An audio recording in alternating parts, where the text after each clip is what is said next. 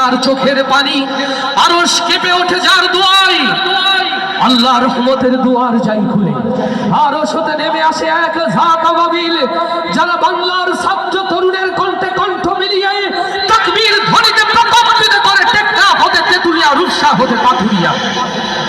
সেই তাকবীর ধ্বনিতে প্রকম্পিত হতে থাকে ঢাকার রাজপথ, সংসদ ভবন, গণভবন। আর সেই তাকবীরের ভয়ে ভীত হয়ে জালিম ফ্যাসিস্ট স্বৈরাচার দেশের মসনদ ছেড়ে পালাতে বাধ্য হয়। আমরা আজও ভুলিনি, আমরা আজও ভুলিনি শহীদ মীর মুগ্ধের কথা, আমরা আজও ভুলিনি আমার ভাই আবু সাঈদের গুলিবিদ্ধ দেহ, আমরা আজও ভুলিনি মায়ের কোলের অবুঝ শিশুর আন্দোলন, আমরা ভুলিনি আগুনে ঝলসানো আমার প্রিয় ভাইয়ের পোড়া দেহ। ও আমার প্রিয় ভাইয়েরা, সময় এসেছে উত্তম পরিকল্পনাকারী যে আল্লাহ এই জমিনের কোরআন প্রেমিকদেরকে দেশ ছাড়া করতে চেয়েছিল, সময়ের ব্যবধানে বাংলার মাটিতে তাদেরই জায়গা হয় না।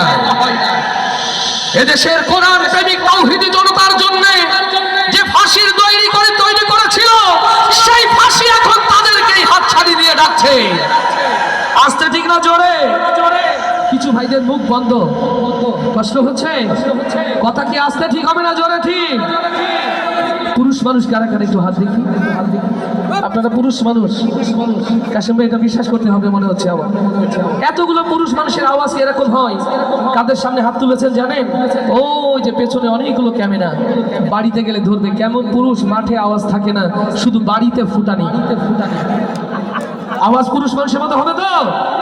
ও আমার প্রিয় ভাইরা, এই বাংলার জমিনে আর কোন ফ্যাসিস্ট তৈরি হতে কি দিতে রাজি আছি? আর কোন নব্য ফেরাউনের জন্ম দিতে রাজি আছি?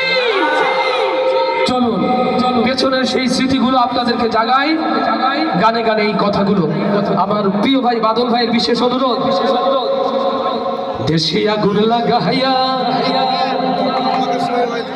ওরে জনতার জ্বালায়া পালাইয়া ছাইরা গেলে ঢাকা, গণভবনটা এখন ফাঁকা।